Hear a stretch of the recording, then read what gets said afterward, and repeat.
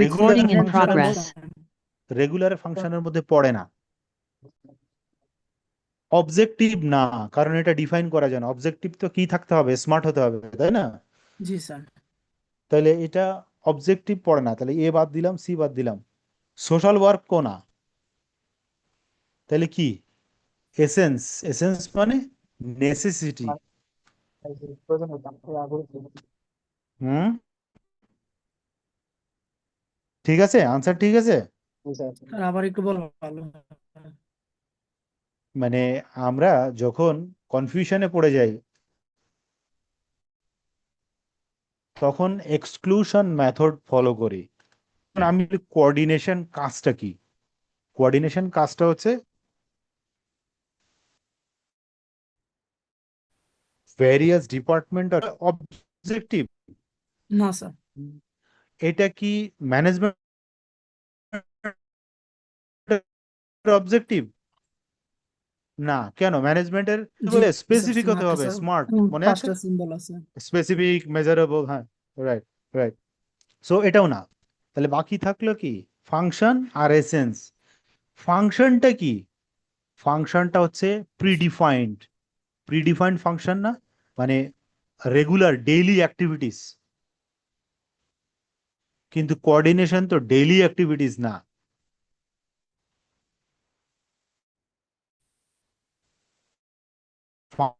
Function বুঝেন? Function আর activities এর মধ্যে পার্থক্য কি? এক্স্যাক্টলি। আমার সকালে একজন ব্যাংকের ব্রাঞ্চ ম্যানেজার এসে 500 কাস্টমারকে হ্যান্ডেল করবে,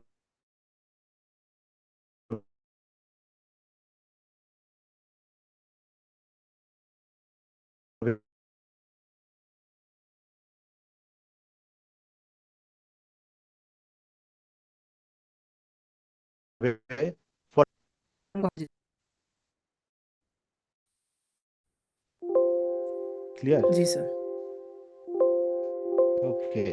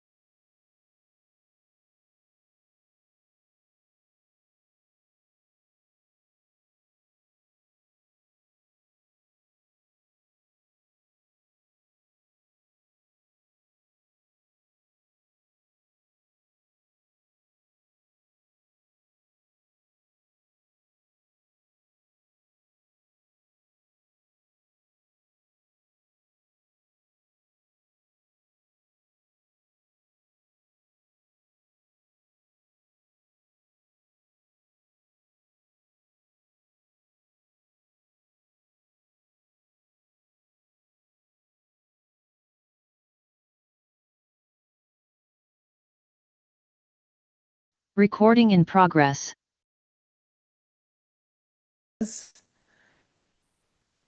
ড্যাশ ডাইমেনশনস।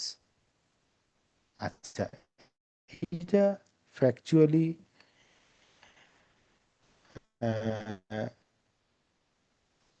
এইভাবে প্রশ্ন থাকে, এটা স্পেসিফিক, ইগনোর ইট, এটা দরকার নাই। Management is a dash sir dimension গুলো স্যার কি ডাইরেক্ট। কি না ছিল? ডাইমেনশনটা তিনটা হচ্ছে, ওয়ার্ক পিপল আর হলো গিয়া পড়াশোনা। আমরা একটু দেখে আসি চ্যাপ্টার 2 তে। Sir dimension sir top level, তারপরে হচ্ছে মিডল লেভেল, ওই না ইয়াগুলো না চাইছি। না না না না না, ওইটা না। ম্যানেজমেন্ট ওটা তো আমরা টোটাল অর্গানাইজেশনকে ভাগ করি তিনটা: জি top sir. Level, operation level আর মিড লেভেল। হ্যাঁ, আচ্ছা আমরা দেখি, আমরা একটু দেখে আসি। Australia।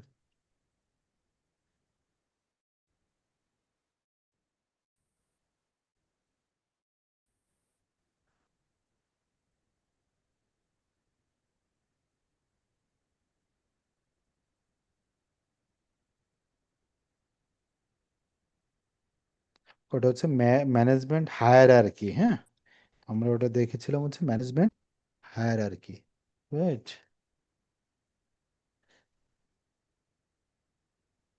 আমাদের বইতে কোথাও ডাইমেনশনটা আছে বলে আমার মনে হয় না। স্যার ইউনিভার্সিটিতে পড়ছিলাম স্যার তিনটা স্যার ডাইমেনশন। স্যার এটা স্যার ওয়ার্ক, চারটা sir. Sir financial management, operational management, marketing management আর হচ্ছে হিউম্যান রিসোর্স। এখানে ইয়ে আছে, কনফিউশন আছে, এই জন্য আমি ইগনোর করতে বলছি আপনাদের, বুঝতে পারছেন? এক এক লেখক এক এক রকম দিছে স্যার। আবার স্যার হচ্ছে যদি আমরা হুম স্যার লেভেল ডাইমেনশন হাই রেসি ইয়া করি তাহলে স্যার তিনটা হয়ে যায়। হুম সো এনিওয়ে 3 or 4, এটা what ever be the case, এটা ওইভাবে নাম্বারে ফেলা যায় না, কারণ এক একজন থিওরিস্ট আসলে এক এক রকম ভাবে ভাগ করেছে। ম্যানেজমেন্ট একটা সাবজেক্টিভ ম্যাটার, তো এখানে বলাই যায় না যে শুধু ম্যানেজমেন্টে শুধু 3টা ডাইমেনশন নিয়ে কাজ করে বা 4টা ডাইমেনশন নিয়ে কাজ করে, বুঝতে পারছেন? দ্যাটস ওয়াই এটা ইটস কন্ট্রোভার্সিয়াল। এনিওয়ে আপনারা আসলে 3 দিয়ে দিবেন, হ্যাঁ, যদি আসবে না এটা মোটামুটি শিওর থাকেন, বাট আসলে 3 দিয়ে দিবেন, সমস্যা নেই। আচ্ছা, management is a dash sir directed process continuously. continuously direct management is a goal sir, goal মধ্যে ম্যানেজমেন্ট কাজ করেছে পড়েন আগে পুরো প্রশ্নটা পড়েন না ভাইয়া। স্যার। তো সব বলছি স্যার। ম্যানেজমেন্ট ইজ এ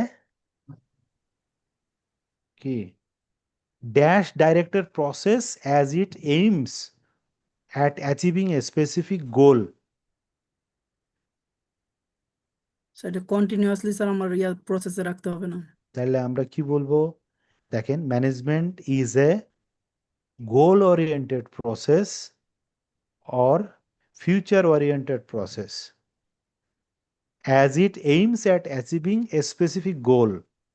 কিন্তু এখানে যেহেতু স্পেসিফিক গোলের কথা বলেছে, এই জন্য আমরা এখানে গোল দেওয়াটাই বেটার।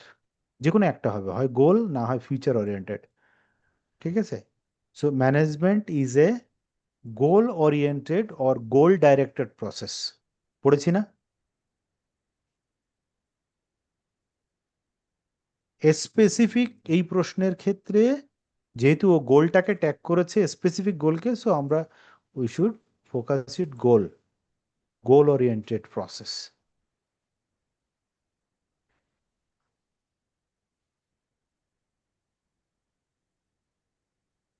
প্রসেস শব্দটা দেখে মনে হচ্ছে যে কন্টিনিউয়াস প্রসেস হবে, তাই না?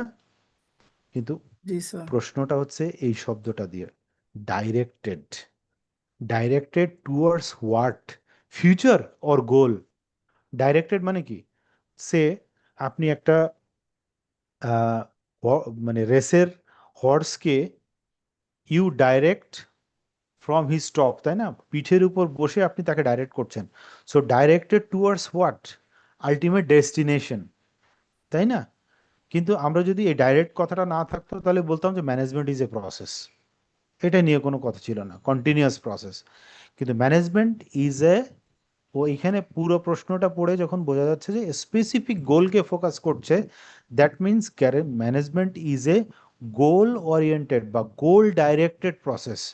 যে ম্যানেজমেন্ট অলওয়েজ আলটিমেট গোলটা কি? বছরের গোলটা হচ্ছে বাজেট অ্যাচিভ করা, এবছরের গোলটা হচ্ছে সে 10% সেলস ইনক্রিজ করা বা 20% প্রফিট ইনক্রিজ করা, বোঝা গেছে? জি sir. Okay,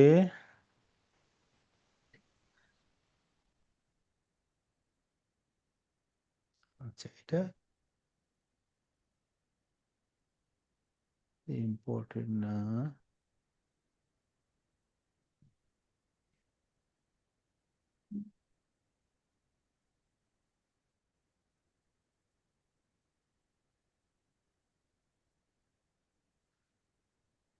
The function of management related to placing the right person at the right job, কি হবে এটা?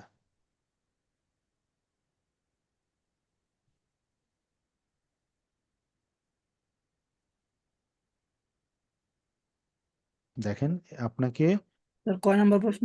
14 ক্লু হচ্ছে, 14টা পড়েন একটু ভালো করে, এটা এটা আমরা ক্লাসে পড়ছি।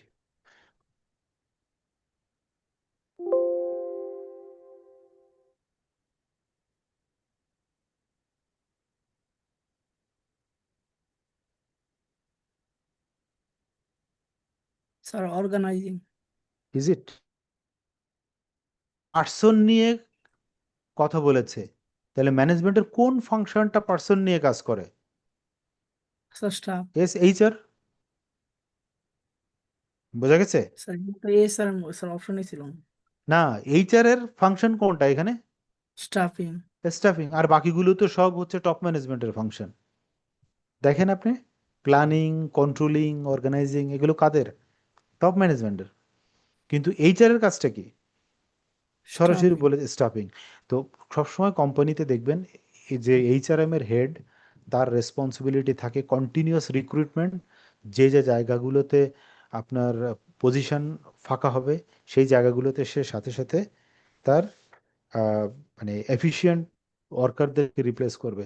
যেমন আমরা গভর্নমেন্টের ক্ষেত্রে কি দেখি, জনপ্রশাসন মন্ত্রণালয়, মানে গভর্নমেন্টের এইচআর কোনটা?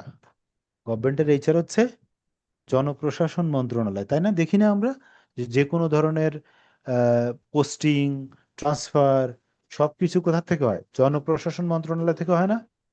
জি একটা স্যার। মিনিট, একটা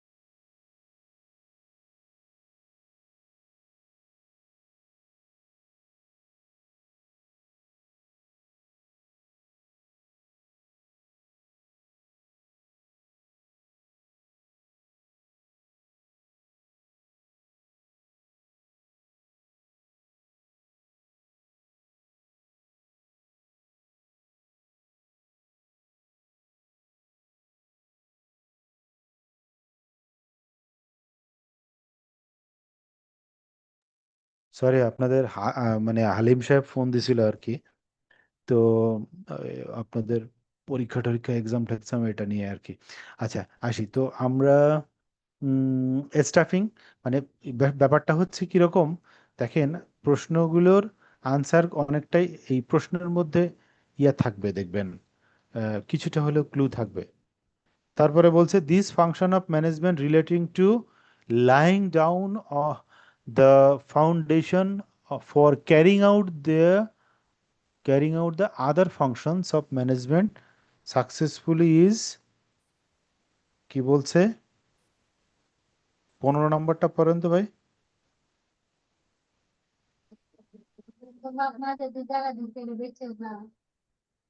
This function of management relating to laying down the foundation sir এটা মনে হচ্ছে স্যার প্ল্যানিং হবে। for carrying out the other functions of management successfully। তার মানে কি? তার মানে তার মানে ইটস প্ল্যানিং। কেন?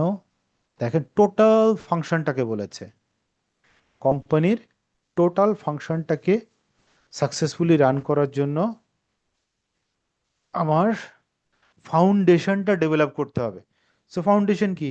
প্ল্যানিং। আচ্ছা,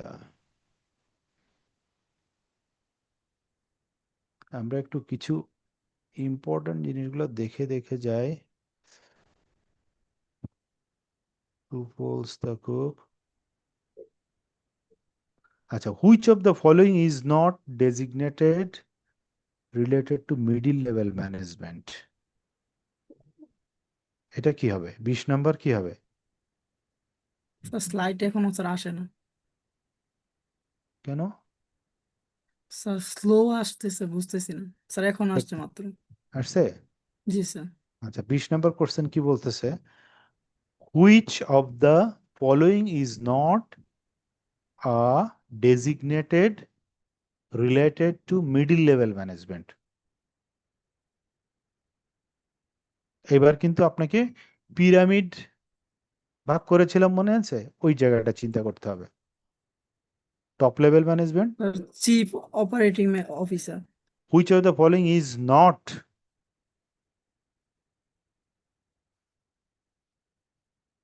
কি হবে উল্টাটা? ইজ নট, তাহলে কি স্যার হবে? এটা তো স্যার এটা তাহলে স্যার মিডল ম্যানেজমেন্টে স্যার হয়েছে অপারেশনাল হেড, তো স্যার মিডল ম্যানেজমেন্টে পড়ে, সেলস ম্যানেজারও তো পড়ে, ডিভিশনাল ম্যানেজার, হুইচ অফ ওইটাও the sir. Following is not designated related to middle level management. আচ্ছা, এখানে এটাকে কি বলে? সিওও, এখানে একটু অর্গানোগ্রামটা বুঝাই আপনাদের। এমডি, এমডি বলে হচ্ছে টপ লেভেল ম্যানেজমেন্ট বা সিইও, এটা একটু খেয়াল রাখেন। CEO, sir divisional manager sir top লেভেলে। হুম, স্যার বাকি সবগুলোই স্যার মিডল ম্যানেজমেন্টে চলে আসবে। তাই না? জি বুঝতে স্যার। পারছেন? তাহলে এর জি স্যার। আন্ডারে কারা? বিভিন্ন ডিভিশনাল হেডরা। Sir MD under sir divisional director, পরে স্যার ম্যানেজমেন্ট তাদের ম্যানেজার। আন্ডারে হচ্ছে মিডিল লেভেল ম্যানেজমেন্ট এবং লাস্টে এসে ওয়ার্কাররা। জি স্যার। তাহলে কি হবে আনসার? Sir divisional manager. কি ডিভিশনাল ম্যানেজার কি? Which of the following is not A designation related to middle level management related না, কোনটা? ডিভিশনাল ম্যানেজার তো মিডিল লেভেলেরই।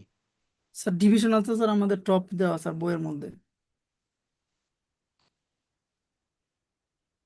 আপনি পেজ নাম্বার স্যার 67-তে 79। যান, 67-তে যান, 67।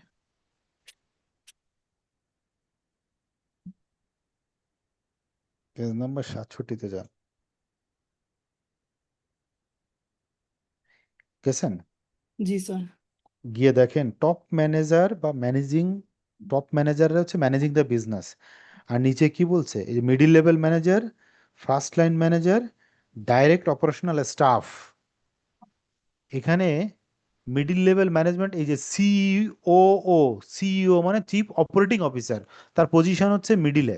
দেখেন আমি যদি এই পুরো জিনিসটাকে ভাগ করি, তাহলে এমডির অফিস হচ্ছে টপ লেভেল ম্যানেজমেন্ট, আর ডিভিশনাল থেকে শুরু করে মিডিল পর্যন্ত হচ্ছে মিডিল লেভেল ম্যানেজমেন্ট, আর নিচে হচ্ছে অসংখ্য ওয়ার্কাররা থাকে যারা মূলত সেলস। বোঝা গেছে? এই পিরামিডের সাথে Milan.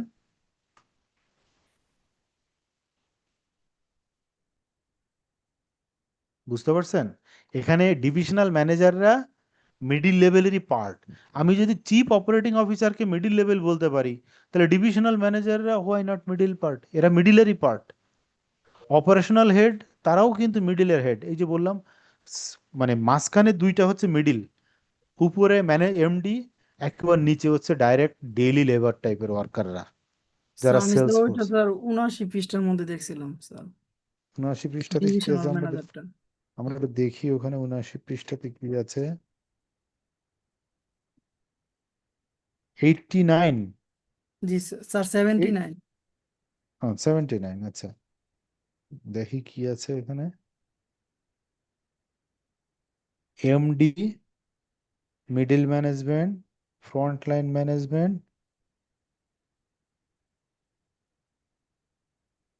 Top managers, middle managers, front line managers, direct operational staff. Okay, fine. তাইলে আমরা দেখেন এই প্রশ্নটা যদি আপনি বলেন, আপনি যদি ডিভিশনাল ম্যানেজারকে বলেন, তাহলে সিইও কে কোথায় রাখবেন? আনসার সিও কি তো দুই? টপে। না, সিইও টপ না, CEO C top double level. Oh, C O double sir O. C double O না, আমি সিইও বলতেছি। না না, সিইও না, সি ডাবল ও কে কোথায় দেবেন আপনি? C double O, divisional manager, operational head, সবাই এক জায়গার এমপ্লয়ি, এক্সেপ্ট, আমি যদি এক্সক্লুশন মেথডেও যাই, তাহলে একটা মাত্র আইটেম আছে যেটা একদম মানে লোয়ার লেভেলে পড়ে পিরামিডের। কোথায় যায়? এই জায়গাটায় পড়ে। বুঝতে পারছেন? তাহলে আমি কেন কন্ট্রোভার্সিতে যাচ্ছি? আমার আনসার তো এটাই হওয়া উচিত, মোস্ট অ্যাকুরেট আনসার। জি স্যার, বুঝতে ক্লিয়ার? পারছি। ওই এইটাই হচ্ছে ব্যাপার যে আমরা তিনটা আনসার কিন্তু, তিনটা অপশন কিন্তু সেম, একটা অপশন হচ্ছে ডিফারেন্ট। সো ওটা বোঝাই যাচ্ছে যে আনসারটা হবে মোস্ট এটাই। আচ্ছা, আমরা আরেকটা চ্যাপ্টার ধরি, এক চ্যাপ্টারে সবগুলো না পড়ে, যদিও আজকে ভেরি ডিফিকাল্ট। চ্যাপ্টার 2,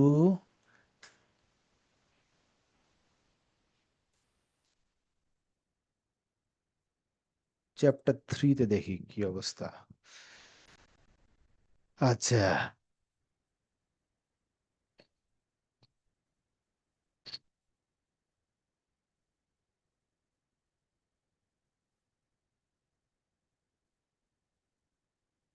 চ্যাপ্টার 3-তে হচ্ছে organisational and business structure.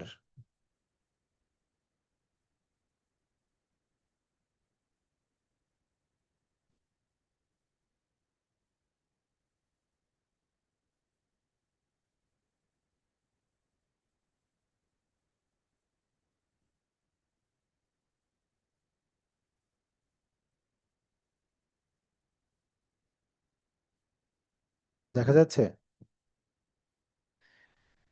Sir loading হচ্ছে। এত স্লো কেন বুঝলাম না তো। স্যার এখন দেখা যাচ্ছে। স্যার স্লো আচ্ছা, হয়ে যায়, বুঝি না। ওকে, দেখেন চ্যাপ্টার 3-তে আমরা একটু প্র্যাকটিস করি। ABC corporation acquired XYZ company and took over its asset at the same time, dissolving XYZ company, তাই তো?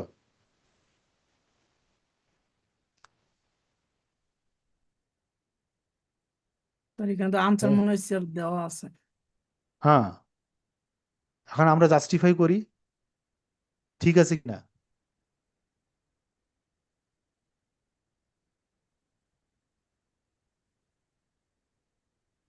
দেখেন এখানে একটা মজার টুইট আছে, সেটা হচ্ছে এরকম: ABC corporation acquired XYZ company and took over its asset at the same time, dissolving XYZ company.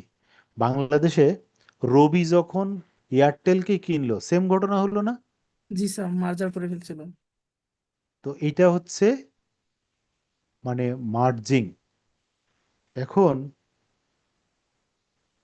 এটাকে যদি বলি অ্যাকুইজিশন, হবে?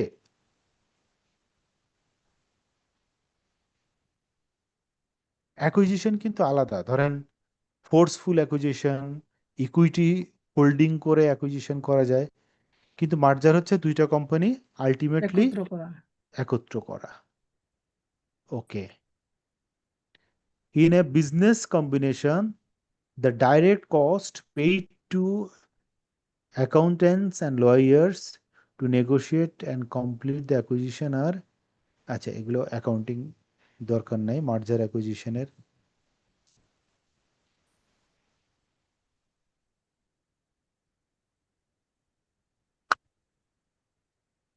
আচ্ছা, 4 নম্বরটা পড়েন। In a business combination, the excess of price paid over the fair value of the net asset is, আচ্ছা এটাও আপনার আইএফআরএস এর পার্ট, সামনে আসবে, এই চ্যাপ্টারে নাই। মানে এটা হচ্ছে যে আপনার যখন বিজনেস কম্বিনেশন বা মার্জার অ্যাকুইজিশন হয়, তখন যদি অতিরিক্ত পে করি, আমরা আগে বলতাম এটাকে গুডউইল, মনে আছে? ইন্টার ইন্টারে বা হচ্ছে অনার্সে যখন অঙ্ক করেছি, তখন ওই গুডউইলটা আবার কন্টিনিউয়াসলি কি হয়, ইম্পেয়ারমেন্ট হয়। ইম্পেয়ারমেন্ট মানে এটা প্রতি বছর রিভ্যালু করতে হয়। হুম, এনসিআইটা কি, নন কন্ট্রোলিং ইন্টারেস্ট বলেছিলাম বিশেষ সময়, চ্যাপ্টারটা পড়ানোর সময়, মনে আছে? What is non controlling interest? Minority share holder, মনে আছে?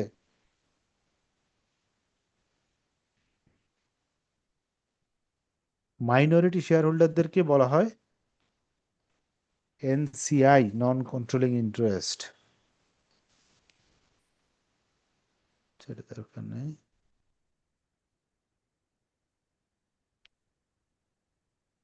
ছোট ছোট এগুলার দিকে না যায়।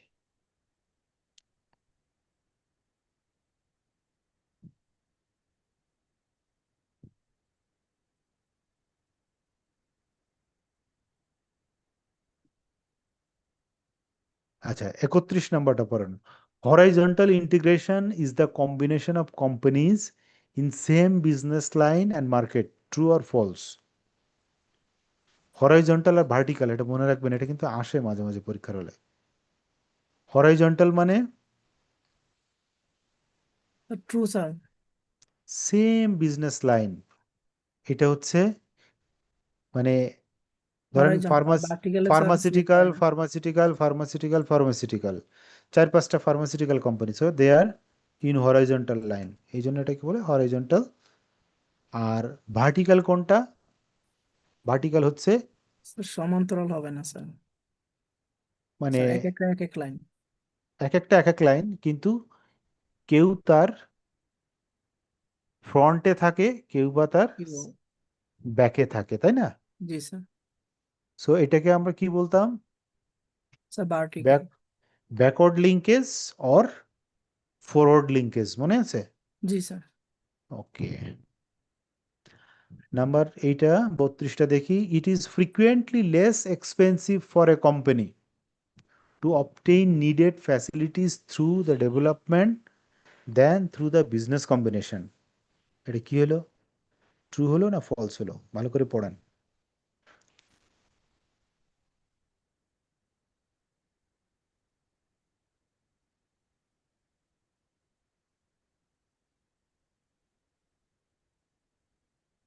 এটা কি ঠিক আছে?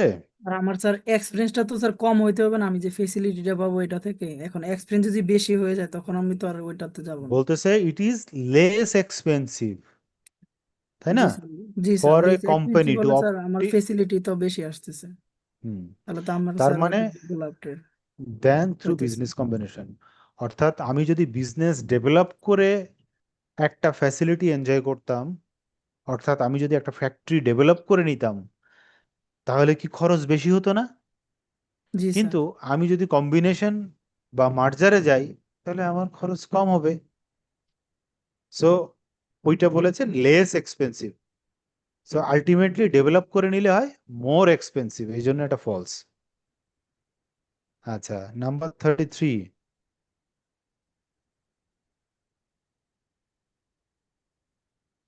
এটা একেবারে প্রথম প্রশ্নেরই আরেকটা presentation. A merger occurs when one corporation takes over all the operation of another company and the company is dissolved. ওই যে যে উপরে শিখলাম যে এবিসি কোম্পানি আর এক্সওয়াইজেড কোম্পানি অ্যাকোয়ার করে একটাকে ডিসলভ করে দিল, অর্থাৎ রবি আর জি স্যার, এটা ট্রু হবে স্যার। রবি এয়ারটেল। রবি এয়ারটেল। আচ্ছা, the first step in recording, আচ্ছা রেকর্ডিং গুলো দরকার নাই, এগুলা ইম্পর্টেন্ট না।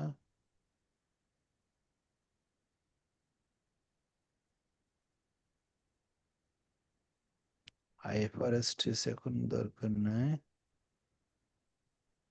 আচ্ছা 37টা পড়ি। Goodwill is defined as the access of consideration transfer to the acquire over the fair value of the net asset.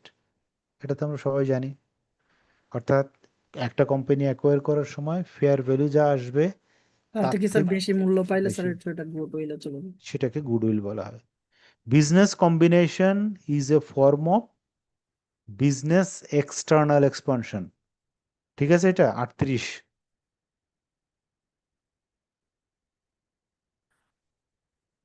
G sir. আচ্ছা, এটা কয়েকবার আসছে, আমরা এটা শিখে নেই। অর্থাৎ এটা এক্সটার্নাল চেঞ্জেস, তাই না, ইন্টারনাল কোনো চেঞ্জ নয়। Okay, non controlling interest is the equity in a subsidiary not attributable directly or indirectly to the parent. এখানে একটুখানি জিনিস বলে রাখি, এটা কখনো কখনো দেখা যায় হুটহাট করে। সেটা হচ্ছে একটা কোম্পানিতে যদি 100% শেয়ার হোল্ডিং হয় বা 100 টাকা পেইড আপ ক্যাপিটাল হয়, এর মধ্যে যদি সে 20% শেয়ার হোল্ড করে 6,000 শেয়ার হোল্ডার, আর 80% শেয়ার হোল্ড করে হয়তো 5টা কোম্পানি, সো এখানে মাইনরিটি শেয়ার হোল্ডার কারা? Sir subsidiary. আর স্যার হচ্ছে যারা বেশি আছে তাদের হচ্ছে স্যার প্যারেন্ট। অর্থাৎ বোঝা যায় এই যে মাইনরিটি শেয়ার হোল্ডার মানে a small number of share holder having a small larger number of share holder having a small portion of ownership, তাই তো? জি স্যার। তাহলে এটাকে আমরা আরেক ভাষায় বলি, যখন মার্জার হয়, অর্থাৎ জায়ান্টদের সাথে আরেকটা কোম্পানি জায়ান্টের যখন মার্জ হয়, তখন এই যে স্মল শেয়ার হোল্ডারদের যে দাবি, এটা তো আর সরাসরি মার্জ হয় না। এই জন্য এটাকে নন কন্ট্রোলিং ইন্টারেস্ট, অর্থাৎ এই পাঁচটা কোম্পানি আর এই পাঁচটা কোম্পানি মার্জ হয়ে কন্ট্রোল নিয়ে নেয় ঠিকই, বোর্ড ফরমেশন হয় ঠিকই, কিন্তু এই স্মল পোর্শনের কোনো কন্ট্রোল হয় না। এই জন্য এটাকে বলা হয় এনসিআই বা নন কন্ট্রোলিং ইন্টারেস্ট। এটাকে আলটিমেটলি মাইনরিটি শেয়ার হোল্ডারও বলা হয় এদেরকে। ক্লিয়ার? জি স্যার। ওকে, আমরা একটা ব্রেক নেই, 8:30 বাজে। এসে আমরা চ্যাপ্টার আবার তিন স্যার তিন একবারে শেষ করে ফেলেন। একবারে 9টার শেষ ভিতরে। কয়টা? 9টার ভিতরে শেষ করে ফেলেন একবারে। 9টার ভিতর শেষ করে ফেলবো? জি স্যার। কিন্তু আপনার শিডিউল দেওয়া আছে 10টা পর্যন্ত। আচ্ছা, স্যার আমাদের তো সিলেবাস স্যার সব শেষই। সিলেবাস শেষ, গুড। তাহলে আমরা চ্যাপ্টার 4 দেখি। আমরা সব চ্যাপ্টার থেকে একটু একটু করে দেখি আসলে, স্যার আদারওয়াইজ। চ্যাপ্টার স্যার 6 পর্যন্ত স্যার আমাদের দেখাইছে। চ্যাপ্টার 6 পর্যন্ত? 6 পর্যন্ত জি স্যার। তাহলে চ্যাপ্টার আমাদের 7 থেকে হচ্ছে শুরু স্যার ওই করি। আইসিইডব্লিউর যে কোয়েশ্চেন ব্যাংকটা আছে ওইটার থেকে আমাদের 6 পর্যন্ত করা হয়েছে। স্যার করা আমাদের হয়েছে, ওকে, পড়াইছিল। Good good good. তাহলে আমরা 7টা দিয়ে শুরু করি। Okay sir. 7টাতে 7, চ্যাপ্টার 7 না? আচ্ছা,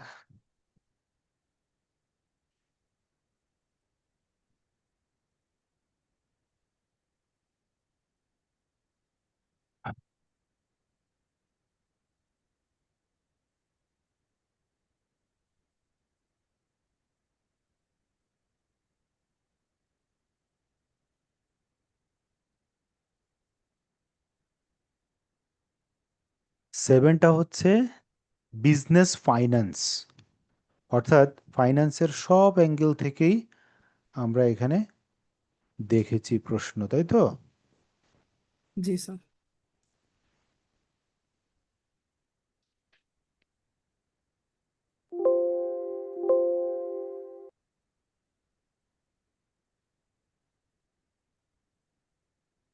আচ্ছা, আমরা ইম্পর্টেন্ট পার্টগুলোতে একটু দেখি।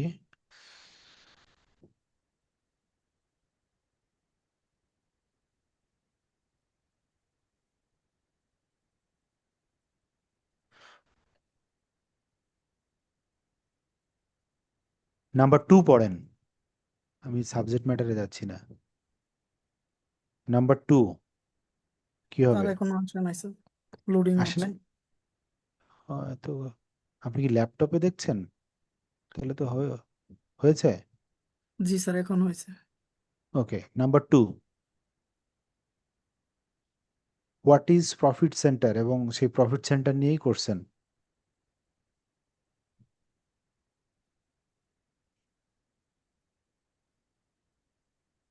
স্যার প্রথমটা sir manager has responsibility to generate maximising profit.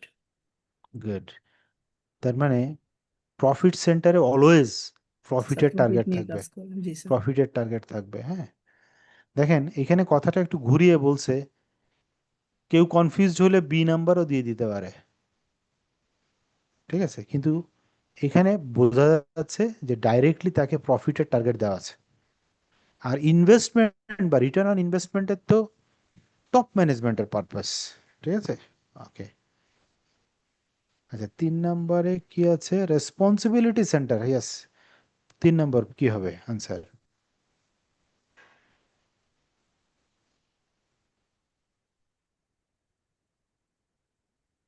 এটা তো আমরা স্যার শিখছি। Cost centre, profit centre, investment centre. Exactly, D, number D.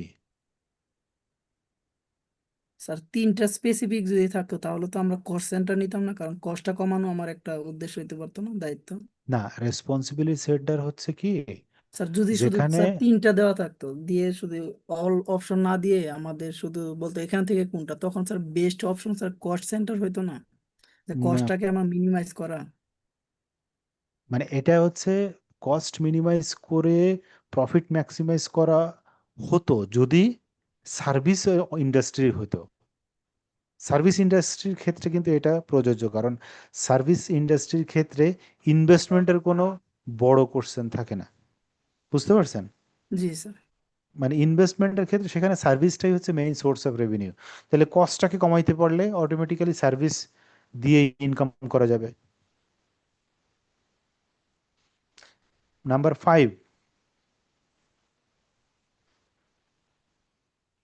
Sir B number, partly fixed partly sir variable. fixed cost is a cost. Fixed cost is a cost which changes in total in proportion to change in output. No, তাই না? ওটা হচ্ছে variable cost. Fixed cost sir অর্ধেক sir fixed হয় আর বাকি sir variable হয়। তারপরে দেখি আমরা which is partly fixed and partly variable in relation to output. এটাও 100% ট্রু না। আমি বলতেছি কেন না। Which do not change in total during a given period despite changes in output. This is the right answer. C, which remains same for each unit of output. এটাও সঠিক নয়। এবার কেন নয় আমরা আসি। আমরা যখন ওই জায়গায় ফিক্সড এক্সপেন্স নিয়ে কথা বলেছিলাম তখন মনে পড়ে কিনা দেখেন, আমরা বলেছিলাম যে সে একটা মেশিনারি কস্ট হচ্ছে ধরেন 100 কোটি টাকা, তাই না? তো এই মেশিনারির ক্যাপাসিটি হচ্ছে 80% পর্যন্ত ইউজ করা হয় ধরেন। অর্থাৎ আমরা ধরে নিলাম পার ইয়ার 8 লাখ ইউনিট প্রডিউস করা যায় পার ইয়ার। এটাই হচ্ছে তার ম্যাক্সিমাম মানে ইউটিলাইজেশন ক্যাপাসিটি। তাহলে এই মেশিনারি যে ডেপ্রিসিয়েশন এই 8 লক্ষ ইউনিট প্রডিউস করা পর্যন্ত কি সেম থাকবে না? জি স্যার। বুঝা গেছে? তো এইখানে বলছে which do not change in total during a given period, এক বছরে, ডেসপাইট চেঞ্জেস ইন আউটপুট। এখন এই মেশিনারির যে ডেপ্রিসিয়েশন বছরে 8 লাখ ইউনিট প্রডিউস করলেও যা হবে, 6 লাখ ইউনিট প্রডিউস করলেও সেই সেম ডেপ্রিসিয়েশন হবে। বোঝা গেছে? জি স্যার। বুঝতে পারছেন? বাট মেশিনারির ডেপ্রিসিয়েশন তো আউটপুটের উপর ডিপেন্ড করে না, বা মেশিনারির পার্টলি ফিক্সড পার্টলি ভেরিয়েবল এটা তো বলাও যায় না। ওটাকে বলে মিক্সড কস্ট বলে অনেক সময়, ডাইরেক্টলি বলা যায় না। সো মোস্ট অ্যাকুরেট আনসার হচ্ছে সি।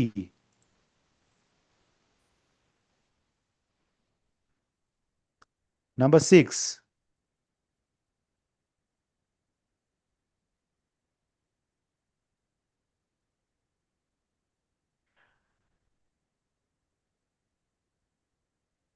এখানে প্রশ্নটা সেট করতে পারে নাই।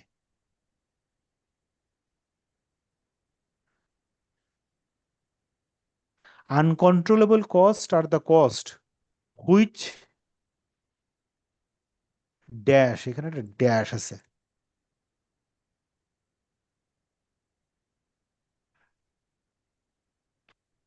বুঝতে পারছেন কি হবে? বলাই আছে ক্যান নট বি কন্ট্রোল। জি স্যার। Very easy.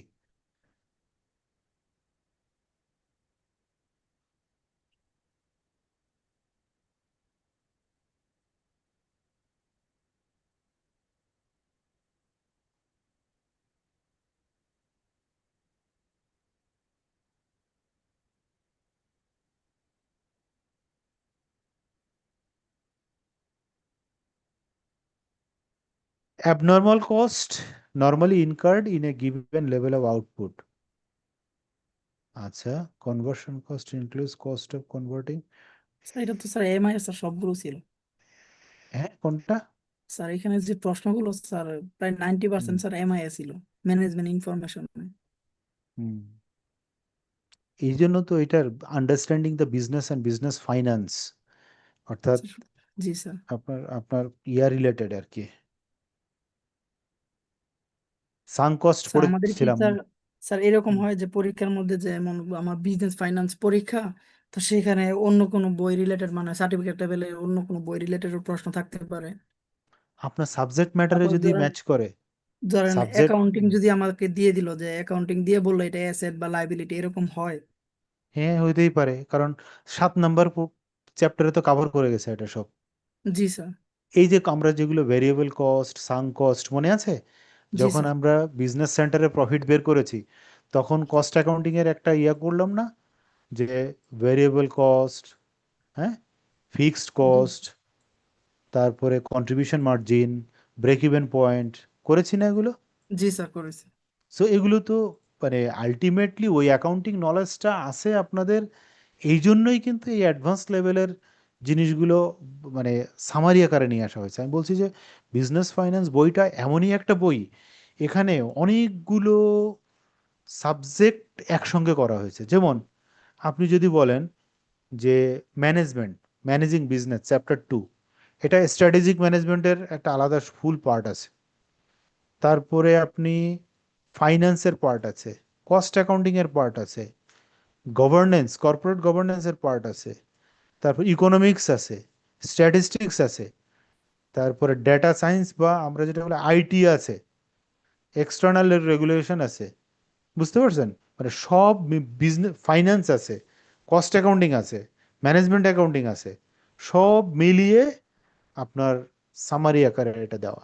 সো মানে প্রফেশনাল লেভেলে যাতে দেওয়া হয়েছে, যাতে এই জিনিসগুলো প্রিডিফাইন্ড যে মানে ইয়া যারা চার্টার্ড অ্যাকাউন্টেন্ট হবে তারা এগুলো মোরাললেস জানে, তা না হলে আপনার ডিসিশন মেকিং এ প্রবলেম হবে। যেমন আমি যদি বলি সাঙ্ক কস্ট, এটা আমরা ক্লাসে পড়েছিলাম। What is sunk cost? Sunk cost হচ্ছে অলরেডি যা ঘটে গেছে, নতুন কোনো ডিসিশন মেকিং এর সাথে এটার কোনো রিলেশন নেই, মানে অলরেডি কস্ট হয়ে গেছে, এটাই তো সাঙ্ক কস্ট নাকি? জি স্যার। তাহলে এটা কি হবে আনসার? আনসার হবে not relevant for decision making, কারণ সাঙ্ক কস্ট ডিসিশন নিলেও হবে, না না নিলেও নিলেও হবে। অলরেডি হয়ে আছে। স্যার আমাদের প্রফেশনাল লেভেলে যে বিজনেস স্ট্র্যাটেজি এবং টেকনোলজি, এটা কি স্যার থিওরি বেসিক নাকি স্যার এইট্টি থিওরি, পার্সেন্ট যে থিওরি ম্যাথ আর থিওরি টোটালি থিওরি, থিওরি? না না টোটালি না, স্যার মানে ছোট আমাদের ছোট এখন বর্তমান যে বইটা আছে এরকম ছোট হালকা ছোট ছোট ছোট কিছু ম্যাথ থাকে, সবগুলো ছোট ছোট কিছু ম্যাথ থাকে। Okay sir. যেমন এইখানে দেখেন, আমি যদি বলি যে আপনারা সবই জানেন কিন্তু হুট করে একজন একটা কোশ্চেন করলো, describe the method of costing to be applied in case of nursing home, এটা কি কোনো বইতে কভার করে? না স্যার, নার্সিং এটা হোম তো হচ্ছে পাই। না, মানে এই জাতীয় কোশ্চেন কোনো বইতে কভার করে না। না স্যার। আপনাকে একটা নলেজ দিয়ে দেওয়া হয়েছে, you have to decide on that basis of knowledge, তাই না? জি তাহলে স্যার। এখানে আমার আনসার কি হবে? যেহেতু নার্সিং হোম অপারেট করতে হয় তাহলে এটা অপারেটিং কস্ট, বোঝা গেছে? একটা নার্সিং হোম অপারেশন করতে, অপারেট করতে কি কস্ট আসে? ওখানে তো কোনো প্রসেস নাই। না স্যার। ওখানে কি ম্যানুফ্যাকচারিং প্রসেস আছে? না স্যার, নাই। প্রসেস নাই স্যার, ওখানে অপারেটিং। কি কোনো অপারেটিং হবে? ওখানে কোনো কন্ট্রাক্ট সেলিং আছে? না স্যার। কন্ট্রাক্ট বেসিসে নাই। ওখানে কোনো জব অর্ডার কস্টিং আছে? না স্যার। নাই। জব অর্ডার কস্টিং মানে কি, যে আমি আমেরিকা থেকে 4,60,000-এর একটা জব অর্ডার পেলাম, এটা কাজটা করায় নিয়ে আসবো, এগুলো সব হচ্ছে ম্যানুফ্যাকচারিং এর ক্ষেত্রে। তাহলে এটা হচ্ছে নার্সিং হোম কি service oriented, so it is operating cost. Okay, আমরা কস্টিং জিনিস অত বেশি ডিটেলসে যাচ্ছি না।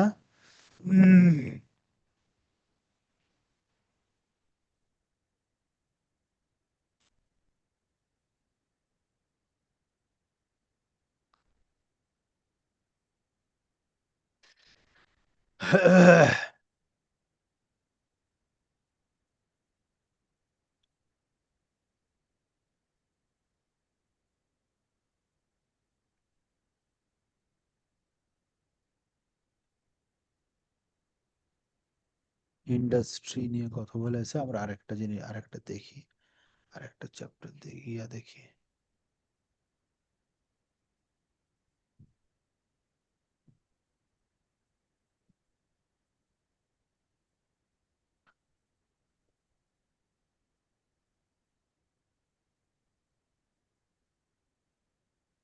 ইম্পর্টেন্ট পার্টটা দেখি, সময় কম। সেটা হচ্ছে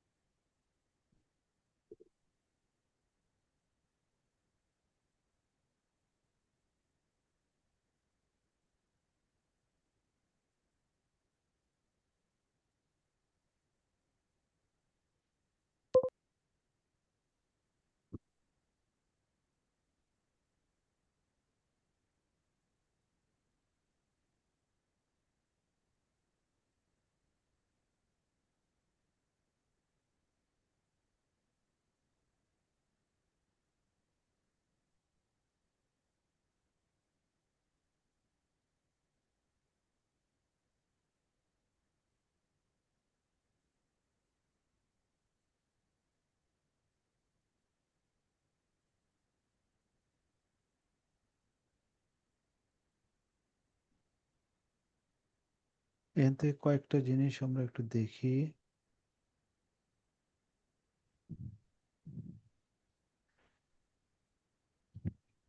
এটা অনেক অনেক সময় হুটহাট করে দেখা যায় জাতীয় কোশ্চেন।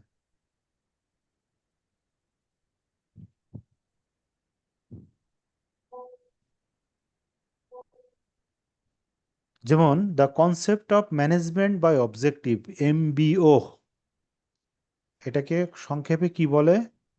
ম্যানেজমেন্ট বাই অবজেক্টিভ, মনে থাকবে? এম জি স্যার। বি এমবিও, এমবিও নাম শুনেছেন? এই এমবিও কার? Sir F, FW Taylor. না, এমবিওটা হচ্ছে F Drucker, Peter F Drucker. আচ্ছা, স্কেলার চেইন, এটা মনে আছে? এটা পড়েছিলাম আমরা। স্কেলার চেইন কি বোঝায়? The authority from the highest to the lowest lowest. Wrong, chain of command যেটা। Which of the following example is not included in the intangible? আচ্ছা, এটা দরকার নাই। আর কয়েকটা দেখলাম হচ্ছে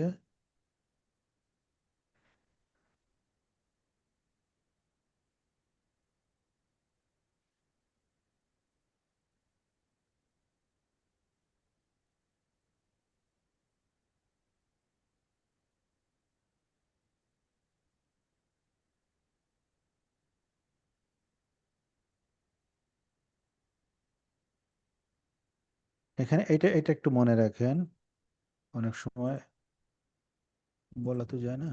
যেমন no news is good news, এটা ম্যানেজমেন্টের একটা মানে প্রিকশনারি টুল। এটা এটার মানে কি জানেন? No news is good news মানে এখানে কন্ট্রোল বাই এক্সেপশন, তার মানে হচ্ছে related to control by exception. তার মানে আপনি সবকিছুকে আপনার মানে খুব কেয়ারফুলি দেখতে হবে আর কি, সোজা কথা। যখনই সব সব নিউজ আপনি দেখবেন, যখনই এক্সেপশন আসবে সেটাকে আপনার নিয়ন্ত্রণ করতে হবে, যেটা গভর্নমেন্টে ফিল্টারিং করা হয়। মানে গভর্নমেন্ট লেভেলে যে যত ইয়ে আসে, গোয়েন্দা নিউজ আসে, এগুলোকে এভাবে ফিল্টারিং করা হয়। আচ্ছা, অথরিটি ইজ বলছি রাইট টু ডু আর something, right? Ability do something. না, না, না, না, না, sir right to do. Ability হচ্ছে কম্পিটেন্সি, মনে আছে? জি অ্যাবিলিটিটা স্যার, স্যার হচ্ছে right to something. Competence, right to do something, এটা হচ্ছে অথরিটি। আচ্ছা, আচ্ছা, hierarchy of need theory, which of the following needs in, sir hierarchy পড়েছিলাম, মনে আছে? জি স্যার, জি স্যার পড়েছি। তাহলে সাইকো স্যার সোসিওলজি নিট ছিল না স্যার, সেফটি কোনটা? নিট ছিল, সাইকোলজিক্যাল নিট ছিল। এই নামে কোনো নিড ছিল? না স্যার, ডি ওয়েলথ না, নিট ছিল না। তাহলে সাইকোলজিক্যাল নিড ছিল। স্যার আমাদের স্যার ফিজ সোশ্যাল নিট ছিল একটা, কিন্তু এখানে স্যার ফিজিও সোসিওলজি বলতে কি সোশ্যালি বুঝাইছে? কই কই কোনটা কোনটা? এটা হচ্ছে, স্যার ভালো বি করে দেখেন। নাম্বারটা কি সোশ্যাল নিট না? না, না, না, না, এটা ফিজিওলজিক্যাল, ও স্যার, ঠিক আছে, বুঝতে পারছি। এটা সাইকোলজিক্যাল। না স্যার, কম্পিউটার ইয়াটা স্যার খুবই ছোট দেখাইতেছে। ছোট দেখাচ্ছে কেন? জি স্যার। এটা হচ্ছে ফিজিওলজিক্যাল, আর একটা হচ্ছে জি স্যার, প্রথমেই তো সাইকোলজিক্যাল। তার ফিজিওলজিক্যাল থাকবে, প্রথমে ফিজিক্যাল নিট ছিল, হ্যাঁ, তাহলে ডিটা ছিল না, তারপরে যে রাইট? সোশ্যাল ছিল। জি হুম, স্যার, ডি নাম্বার ছিল না আমাদের। ডিটা ছিল না, তাহলে ওটা, ওইটা হুটহাট করে দেখেন কোশ্চেনগুলো যখন দেখেন তখন মাথায় আসে। Which one of the following elements is associated with Herzberg model, মনে আছে? Sir self actualisation.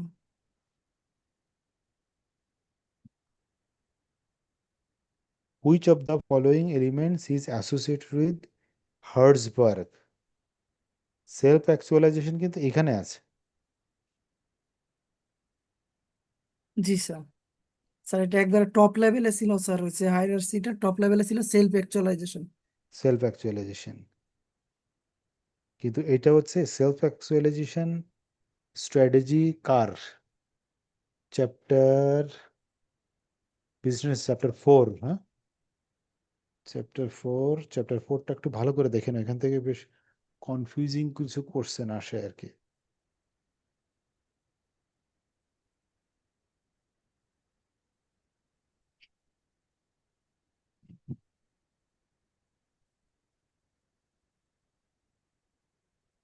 পোর্টার্স, অনেকগুলো থিওরি আছে এখানে চ্যাপ্টার 4-এ, অনেকগুলা রাইটারের অনেকগুলো থিওরি আছে, সো ওগুলো কিন্তু মনে রাখতে হবে নাম ধরে ধরে, হ্যাঁ?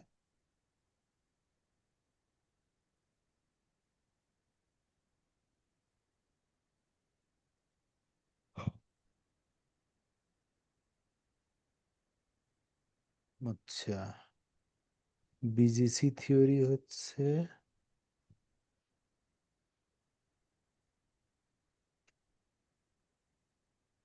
Corporate appraisal setting strategy,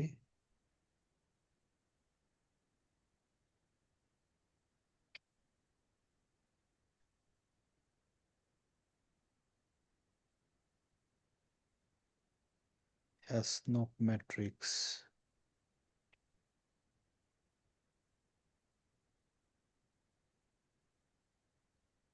implementing strategy. এখানে নাই, আপনার ইয়াটা চ্যাপ্টার 4টার রাইটারের নামগুলো একটু দেখেন, যদিও একটা দুইটার বেশি আসে না, আসলে একটা দুইটা চলে আসে।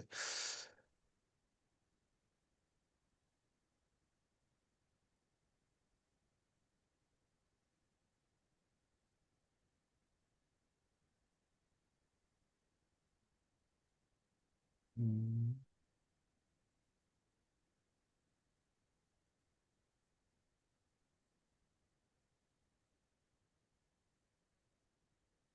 আচ্ছা, 17 নম্বরটাতে দেখি আমরা একটু, which of the following is not the merit of oral communication? Which of the following is not the merit of oral communication? Oral কমিউনিকেশনের মেরিট নয় কোনটা? Authenticity, effectiveness, easy communication, instant feedback. তাহলে ইনস্ট্যান্ট ফিডব্যাক ওটা বলছে নয়, তাহলে এটা বাদ, এটা বাদ, তাহলে বাকি থাকে অথেন্টিসিটি আর ইফেক্টিভনেস। তাহলে which of the following is not merit of oral communication, কোনটা হবে? স্যার এ নাম্বার। এ নাম্বার হবে, গুড। সিমুলেশন কি মনে আছে? সিমিউলেশন 18 নম্বর।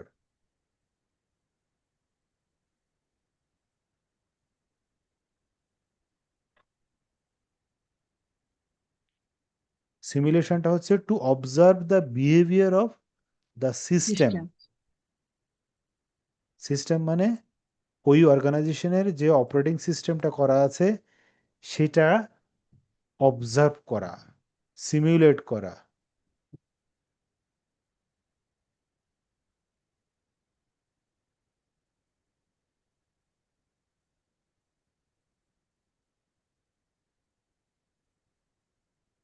এটা কি হবে 19 নম্বর?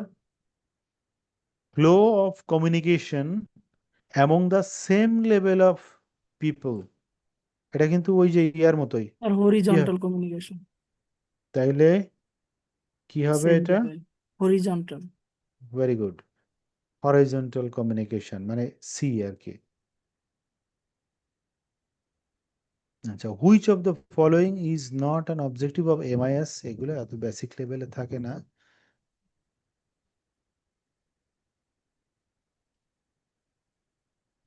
সায়েন্টিফিক ম্যানেজমেন্ট টেকনিক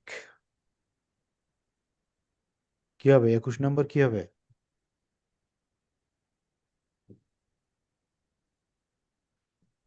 ই হবে স্যার, বিশেষ কি? ডি, ডি, হ্যাঁ, গুড, ভেরি গুড। এটাও কিন্তু চ্যাপ্টার 4 এর কোশ্চেন, মনে রাখতে হবে এটা।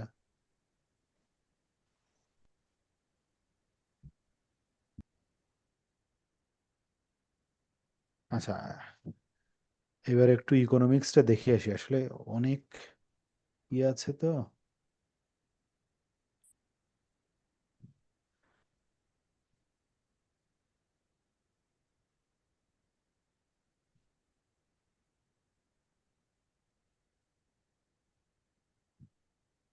ইকোনমিক্সটা দেখি আমরা একটু।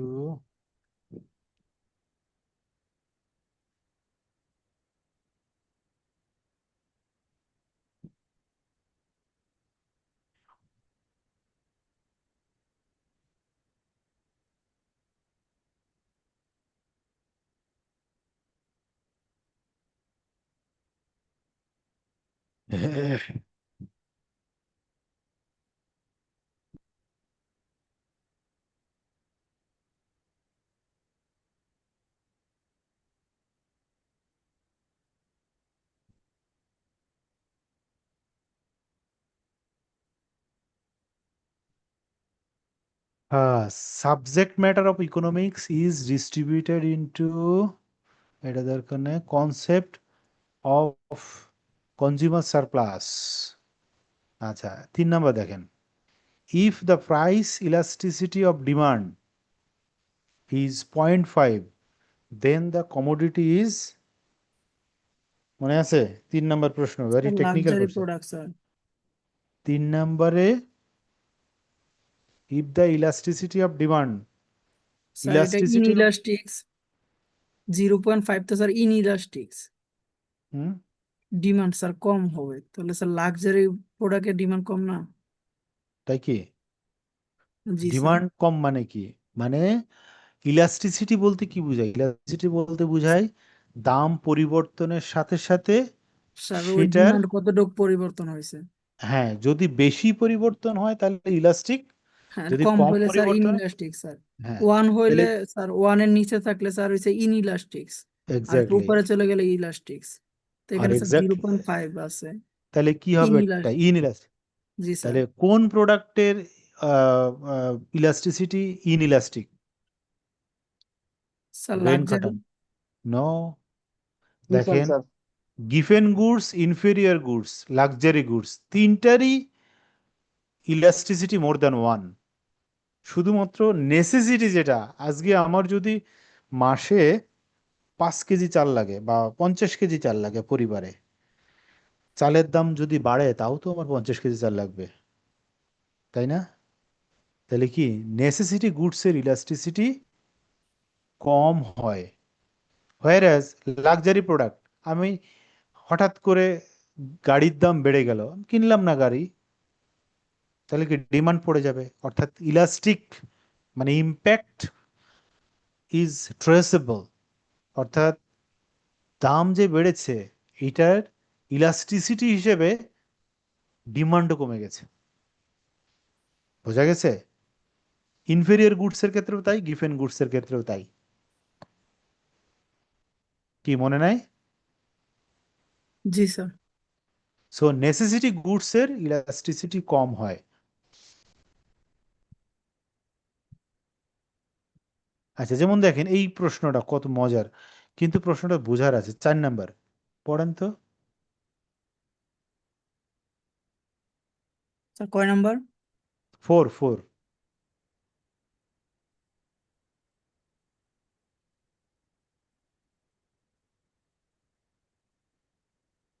এখানে মানে ব্রেন ওয়ার্ক করেন দেখি।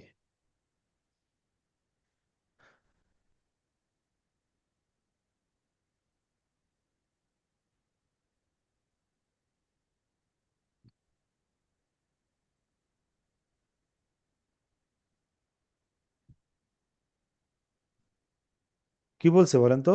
ইন কেস অফ এটা রেয়ার কয়েন, সমান্তরাল হবে স্যার রেখাটা, কারণ তাহলে সমান রেয়ার। এরকম জি স্যার। না এরকম? স্যার ফার্স্ট এডটা স্যার।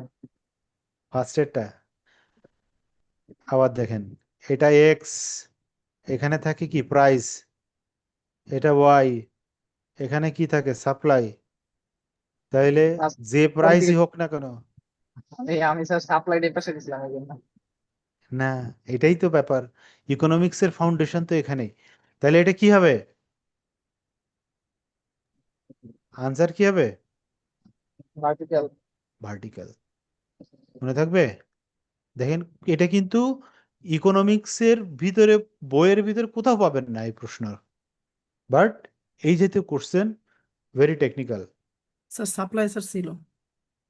সাপ্লাই ছিল, কিন্তু এই যে রেয়ার কয়েন দিয়ে আপনার কার্ভ কেমন হবে ছিল এরকম, জি স্যার, কার্ভ স্যার বলা ছিল স্যার ভার্টিক্যাল। ভার্টিক্যাল বলা ছিল।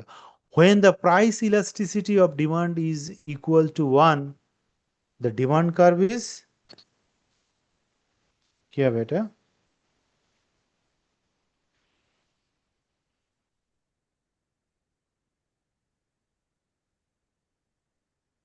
আচ্ছা, এগুলো আপনাদের এত কিছু পড়ানো হয় নাই তো, বাট আমরা একটু বেসিক দিয়েই বলি। আনসারটা এরকম হবে, when the price elasticity of demand is equal to 1, তার মানে অর্থাৎ আপনার প্রাইস যদি বাড়েও,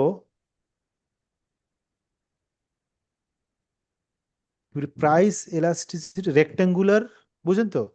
মানে তার এই মানে স্যার পাশে, চাহিদা ডিমান্ড একই মানে হ্যাঁ সমান এটা হবে হচ্ছে স্যার। যদি হয় প্রাইস হয়, তার মানে আগে যেখানে ধরেন এই প্রাইসে এই ডিমান্ড ছিল,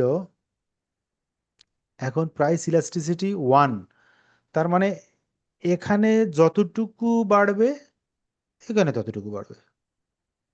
তাহলে প্রত্যেকটা এক একটা রেক্ট্যাঙ্গেল না? স্বাভাবিক।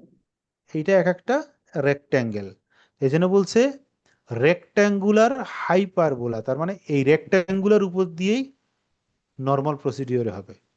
বুঝা গেছে?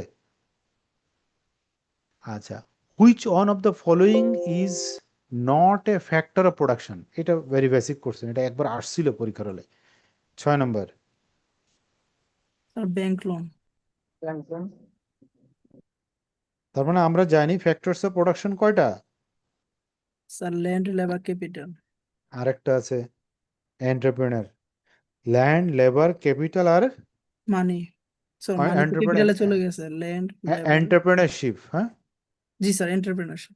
এন্টারপ্রেনারশিপ, ল্যান্ড, লেবার, ক্যাপিটাল আর এন্টারপ্রেনারশিপ, এই করলে হচ্ছে ফ্যাক্টরস অফ প্রোডাকশন। তাহলে কোনটা নাই সেটা দেখতে হবে। তাহলে bank loan, very good, bank loan হচ্ছে answer. The law of vertical proportion was first develop by তর্কনে, which of the following cost can never become zero. আচ্ছা, এটা বলেন তো 8 নম্বর, এটা একটা fundamental question. Sir fixed cost কখনো জিরো হয় না স্যার, এটা প্রোডাকশন হইলেও ফিক্সড থাকবে, না হইলেও ফিক্সড। Very good. তারপরে 9 নম্বর কি হবে?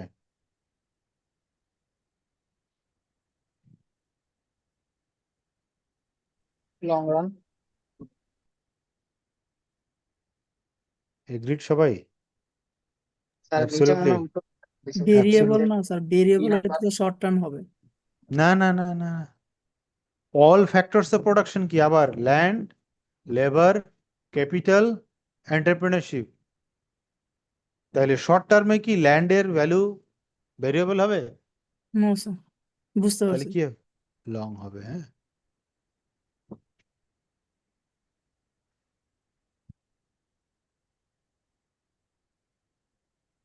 10 নম্বর, ইকোনমিক্স চ্যাপ্টার থেকে কিন্তু ভালো ভালো কোশ্চেন হয়, ভুল করলে হবে না।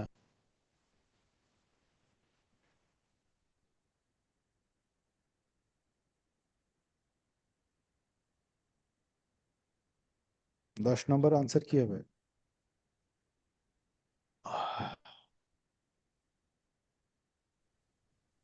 মার্জিনাল শব্দের অর্থ কি?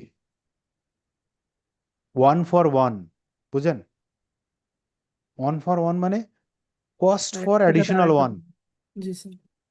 Cost for additional one.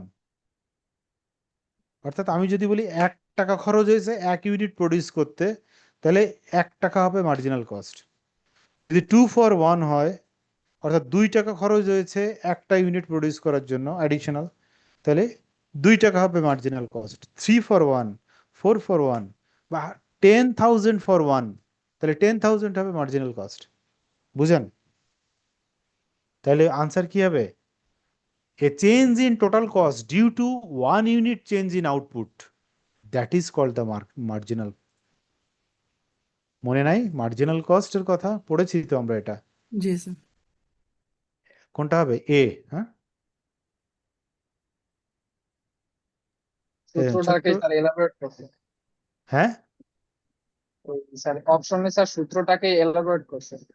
হ্যাঁ, সেটা বললাম যে আমি তো এটা মনে রাখার সহজ পদ্ধতি হচ্ছে 1 for 1, 2 for 1, 3 for 1, all are the marginal cost. যদি লাস্ট ইউনিট প্রোডাকশন কস্ট বের করতে পারি তাহলে that will be the marginal cost. হ্যাঁ,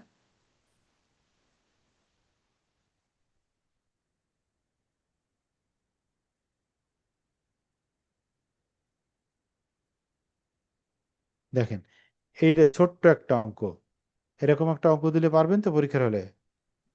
আর এটা 20 হবে স্যার। কত হবে? 20। Good, very good. খুব কুইকলি ইয়ে করতে হবে পরীক্ষার হলে। স্যার এখানে তো 10 মানে এই শূন্য শূন্য অঙ্ক, তো এটা তাড়াতাড়ি করা হ্যাঁ, যাবে, কিন্তু স্যার করা যদি যায়, হ্যাঁ। 1 2 3 4 5 এগুলো যদি দেয় মৌলিক সংখ্যার অঙ্ক, তাহলে কিন্তু স্যার তখন সাইড ওয়ার্ক করে নিতে হবে, ক্যালকুলেটর থাকবে না। জি স্যার ওই সময় সাপেক্ষ আর কি। হুম।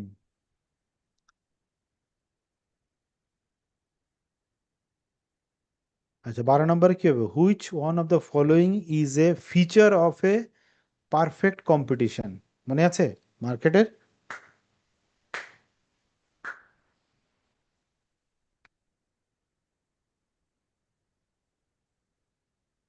Which one of the following is a feature of perfect competition?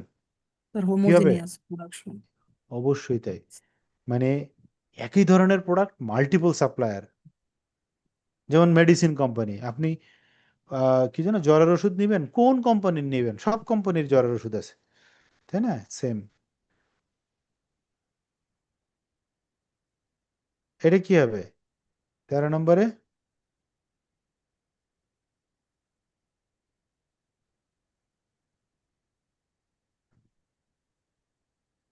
Sir perfectly competition sir অনেক স্যার কম্পিটিটর থাকে। তাহলে কি হবে?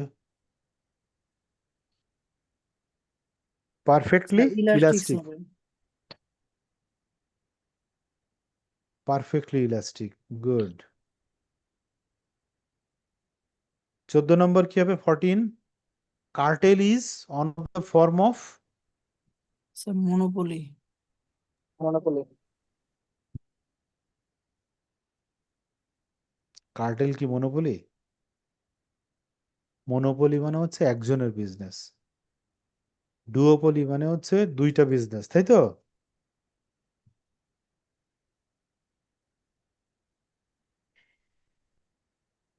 এটার আনসার হবে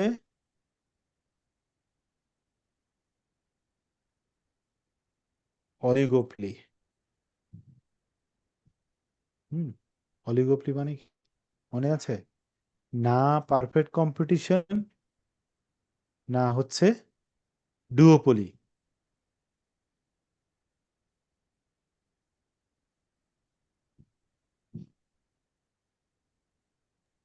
অলিগোপলি কি বিক্রেতা মানে বিক্রেতা একজন এরকম, ক্রেতা একজন? না, স্যার অলিগোপলি একজন সম্পূর্ণ বাজার নিয়ন্ত্রণ করে। না, সেটা তো ইয়া মনোপলি। মনোপলি। মনোপলি, স্যার অলিগোপলিটা হচ্ছে অলিগোপলি ইন তো স্যার দুইজন ইন থাকে। বিটুইন। হ্যাঁ, ইন বিটুইন। দুইজন স্যার মিলে স্যার এসে হ্যাঁ, নিয়ন্ত্রণ করে। In between monopoly or in between duopoly and competition.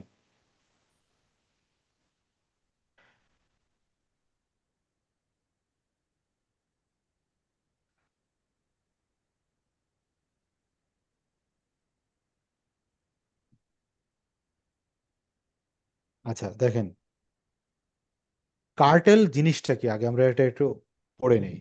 Cartel হচ্ছে an association of manufacturer or supplier with the purpose of maintaining price at a higher level and restricting the competition. কিছু বোঝা গেল? তাহলে কার্টেলের মিনিংটা কি? ওই 3-4 জন সাপ্লায়ার মিলে যখন একটা মার্কেট নিয়ন্ত্রণ করে, তখন সেটা না মনোপলি, না ডুওপলি, না পারফেক্ট কম্পিটিশন। বোঝা গেল এখন? কার্টেল শব্দের অর্থ হচ্ছে যখন একাধিক 2-3 জন মানে ওরা বলছে ফিউ সাপ্লায়ার্স, ফিউ বিজনেসম্যান যখন বিজনেসটাকে কন্ট্রোল করে, তখন এটাকে বলে কার্টেল বলা হয়। সো এটা অলিগোপলির একটা এক্সাম্পল।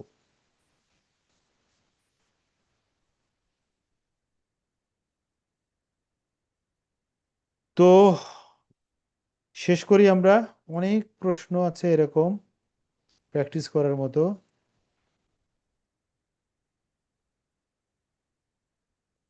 স্যার দোয়া রাখেন স্যার আমাদের জন্য। স্যার আজকে তো প্রিপারেশন শেষ ক্লাস স্যার। প্রিপারেশন কেমন আপনাদের সেটা বলেন। স্যার প্রিপারেশন স্যার ভালো স্যার, 2-3 বার স্যার রিভাইজ দিছি স্যার। গুড। সব থেকে পরীক্ষার হলের কয়েকটা জিনিস আমি বলি একটু। সেটা হচ্ছে first of all sufficient time নিয়ে যাবেন। আমি পরীক্ষার হলে অনেকেরই দেখেছি রাস্তাঘাটের জন্য হোক বা অন্য কোনো কারণে হোক, খুব মানে হাঁপাইতে হাঁপাইতে চলে আসে পরীক্ষার হলে। মনে রাখতে হবে আমাকে একটা কম্পিটিটিভ পরীক্ষার মধ্য দিয়েই পাস করে যেতে হবে। সো আমাকে মাথা ঠান্ডা রেখে যথেষ্ট টাইম নিয়ে পরীক্ষার হলে পৌঁছাতে হবে। দেন হচ্ছে আরেকটা ভুল করে, পরীক্ষার হলে অত্যাধিক চঞ্চল হয়ে যায়। চঞ্চল মানে কি? মানে পরীক্ষার প্রশ্নের ভিতর কনসেন্ট্রেট না করে তার আশেপাশে কি আনসার হচ্ছে বা কি করছে বেশি পরিমাণ প্যানিকড হয়ে যাওয়া। প্যানিকড হওয়ার কিছু নাই। আপনি যা প্রিপারেশন নিয়েছেন এটাকে ঠান্ডা মাথায় ব্রেন ওয়ার্ক করেন, নিজের ব্রেনের উপর ভরসা রাখেন, দেখবেন নিজের চিন্তাটাই আসলে বেস্ট আনসার চলে আসে। ঠিক আছে?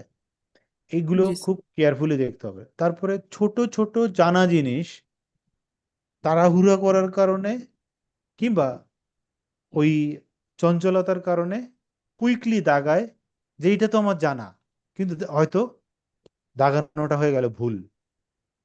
ছোট ছোট অঙ্ক, প্যানিকড হওয়া যাবে না, ঠান্ডা মাথায় সময় দেন, দেখবেন যে অঙ্কটা ইজিলি আপনার সলভ হয়ে গেছে। এই জায়গাগুলোতে খুব সাবধান। টাইম, পরীক্ষার হলে time management is very important. আমরা যেটা করতাম, আমি এক চান্সেই কোয়ালিফাই করার সময় সবসময় মাথায় রেখেছি যে আমার ঘড়ি হাতে থাকবে না, ঘড়ি হাত ঘুরায় দেখতে গেলেও যে সময়টুকু যায় ওইটুকু যাতে না যায়। সো আমি ঘড়ি করে সামনে টেবিলের পরে রেখে দিতাম। সো আমার চোখ কিন্তু কন্টিনিউয়াসলি দেখতো যে ঘড়ির সময় কাটা কত দূর যাচ্ছে বা কোন দিকে যাচ্ছে, তাই না? কাটার ঘড়ি ইউজ করা খুব ভালো। ক্যালকুলেটর যেটা অ্যালাউয়েবল সেটা থাকতে হবে। প্লাস সব থেকে বড় কথা হচ্ছে যে মানে নিজে টোটালি মানে যে আনসারটা পারি না, যদি এমসিকিউ হয় সেগুলো রেখে দিই। ধরেন আপনি টোটাল সে 10টা কোশ্চেন আছে, আপনি টোটালি কখনো এই ডিসিশনগুলো নিতে পারবেন না, আপনাকে র্যান্ডমলি নিতে হবে। তখন কি করবেন? তখন আপনাকে ওইগুলো লাস্টের দিকে নিয়ে আসতে হবে। মানে শুরুর দিকে যেগুলো আমরা পারি সেগুলো খুব ভালো করে আনসার করে লাস্টের দিকে এসে ওইগুলোর পিছনে সময় দিবেন। কিন্তু না জানা কোশ্চেনের পিছনে বারবার বারবার বারবার সময় দিলে কিন্তু অন্যগুলোতে সময় নষ্ট হবে। এগুলো বেসিক জিনিস। সবাই অনেক পরীক্ষা পাস করে এসছেন, বাট এই পরীক্ষাগুলো যেহেতু আপনারা ফার্স্ট টাইম পরীক্ষা দিচ্ছেন নাকি, সি এর পরীক্ষা তো এই প্রথম নাকি, জি তাই না? স্যার। সো সি এর পরীক্ষাগুলো কিন্তু টাইম ভেরি ইম্পর্ট্যান্ট, এবং কোশ্চেনগুলোকে এত ইজিলি নেওয়া যাবে না।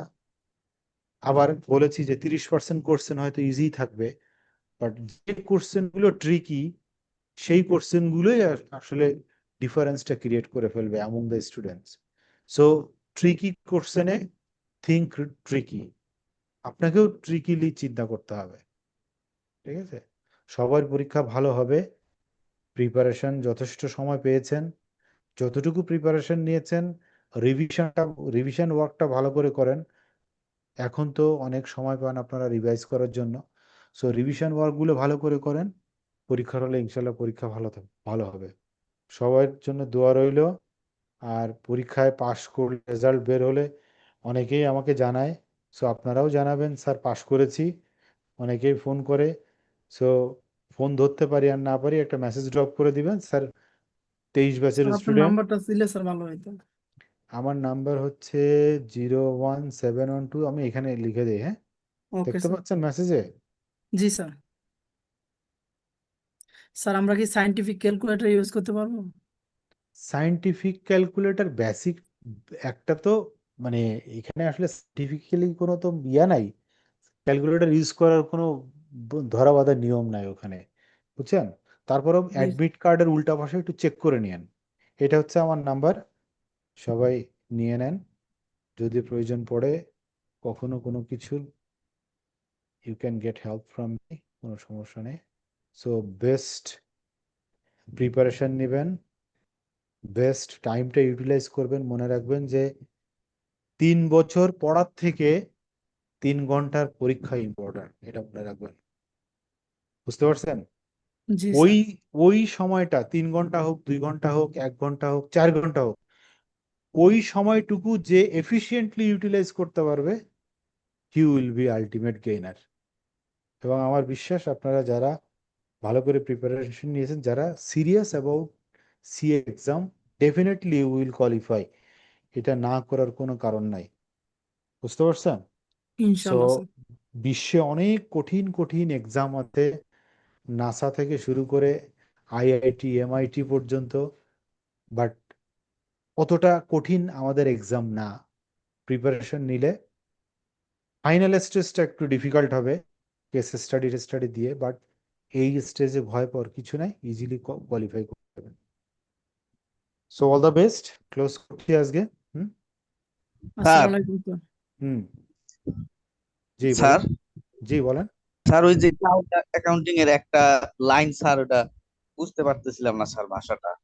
কোনটা কোনটা? ওইখানে স্যার ওই যে আমরা যে স্যার এই যে টালি সফটওয়্যার এগুলো যে ইউজ করি স্যার, ওরাকল, এসসিবি, এগুলো তো ক্লাউড অ্যাকাউন্টিং এর মধ্যে পড়ছে না স্যার? ক্লাউড সফটওয়্যারের মধ্যে। না না না না না না না না, ক্লাউড জিনিসটা আলাদা ভাইয়া। এখানে দেখার চেষ্টা করেন। ধরেন এটা একটা প্রতিষ্ঠান, হ্যাঁ, একটা জি ব্যাংক। স্যার। এই ব্যাংকের এই হচ্ছে আইটি রুম, সার্ভার, ঠিক আছে? জি স্যার। খেয়াল করেন এখানে অসংখ্য কম্পিউটার আছে, আর এখানে ছোট ছোট কম্পিউটার, সারা বাংলাদেশে কম্পিউটার ইউজ করা হয়, তাই না? তো জি এর সারা বাংলাদেশে যে ট্রানজেকশন হয় সেটা এই সার্ভারে জমা হয়, কিন্তু এই সার্ভার তো নিরাপদ নয়। তাই ডিজাস্টার রিকভার বা ডিআর এর জন্য এই ডাটাকে কোথাও না কোথাও পার্ক করতে হয়। তো কখনো সেটা ক্লাউড হয়। ক্লাউড মানে হচ্ছে ইউএস বেসড সার্ভার, অর্থাৎ আমার ডাটাটা জমা হয় ইন্টারনেটের মাধ্যমে ওই ইউএস এর কোনো সার্ভারে, বা ইউএস দ্বারা নিয়ন্ত্রিত কোনো কোম্পানির এশিয়ান কোনো সার্ভারে।